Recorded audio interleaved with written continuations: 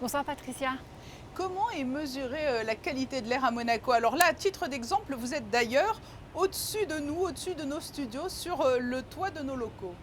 C'est ça, devant la station qui est Antoine Ier, dont vous voyez les têtes de mesure là juste derrière moi. Alors la qualité de l'air à Monaco, elle est surveillée par la direction de l'environnement et elle est mesurée quotidiennement en continu par des analyseurs dans 5 stations réparties sur l'ensemble du territoire. On est vraiment bien équipé pour mesurer cette qualité de l'air. On mesure environ une vingtaine de polluants, des polluants qui sont réglementés comme le dioxyde d'azote, l'ozone ou les poussières, les particules fines, et d'autres qui posent pour l'instant question à l'Organisation mondiale de la santé, comme le carbone suie, et donc on les surveille aussi de près. Alors l'air est donc prélevé dans le ciel monégasque et ensuite, où est-il analysé?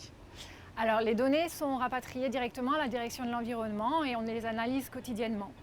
En plus de cette analyse, on a aussi une modélisation quotidienne. Alors en fait, c'est comme des prévisions, comme on a pour la prévision de la météo.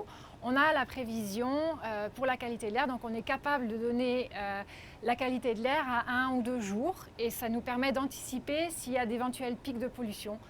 Cette modélisation combinée à les analyses de nos stations nous donne un indice de qualité de l'air, l'IQA, que l'on diffuse quotidiennement sur les abribus, sur les réseaux sociaux, et ça nous permet ainsi d'informer la population.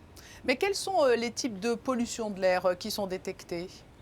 On a une pollution donc, de fond qui est la pollution chronique, c'est en quelque sorte la plus importante parce que la qualité de l'air est bonne, la pollution de fond est assez faible, on dépasse rarement des seuils, mais c'est comme si on respirait un cocktail de polluants un petit peu tous les jours, donc c'est celle qui aura un impact sur le long terme.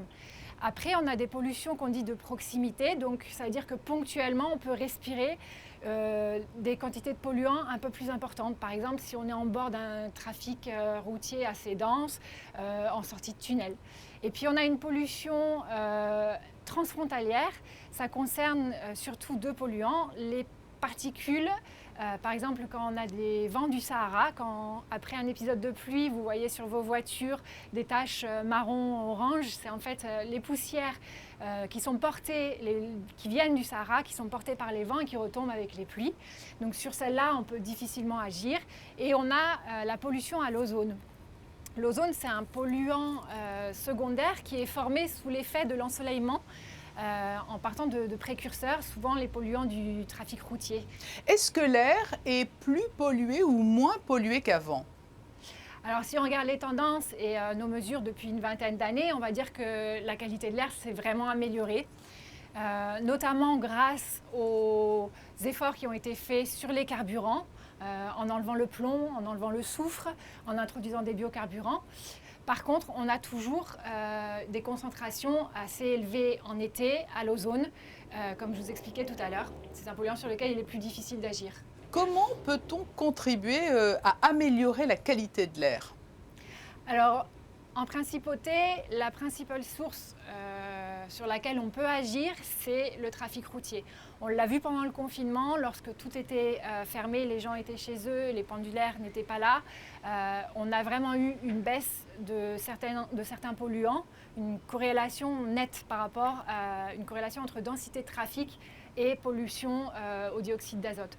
Donc ça conforte tout ce qui a été mis en place et ce qui continue à être mis en place par le gouvernement, notamment les incitations à l'achat des véhicules propres. Mais après, pour améliorer la qualité de l'air, c'est aussi un changement du comportement. On essaye d'encourager la population et les pendulaires à moins prendre la voiture. Alors les pendulaires, ça va se jouer sur le train, le covoiturage. En interne à Monaco, ça va être tout ce qui est mobilité alternative, mobilité douce, donc le monabike, les mobiles, les voitures partagées, les transports en commun, d'ailleurs facilités par le Monapass. Voilà. Et en conclusion, en cette semaine de reprise, de rentrée où l'activité est décuplée, est-ce que l'air est bon en principauté? Alors, on va dire qu'aux heures de pointe, on s'attend en proximité trafic à avoir des concentrations en NO2 plus élevées. parce qu'il y a plus de trafic, donc en toute logique. Après, vous verrez sur l'IQA affiché dans les abribus ou sur les réseaux sociaux qu'il est entre mauvais ou dégradé.